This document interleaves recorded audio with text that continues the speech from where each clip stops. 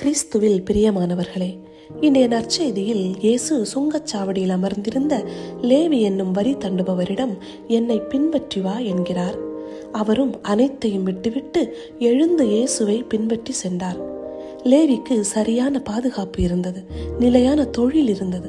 ஆனாலும் இயேசு அவரை அழைத்த போது ஆழ்ந்த நம்பிக்கை கொண்டவராய் உடனடியாக எல்லாவற்றையும் விட்டுவிட்டு எந்த தயக்கமும் இல்லாமல் இயேசுவின் அழைப்பிற்கு முழு மனதுடன் பதிலளித்தார்.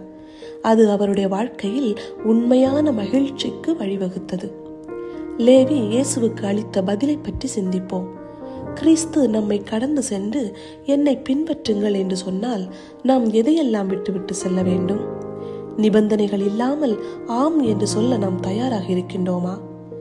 ஆண்டவராகிய இயேசுவே, தயக்கமின்றி உமது அழைப்பிற்கு பதிலளிக்க தேவையான மன தைரியத்தையும் நம்பிக்கையும் எனக்கு தாரும்.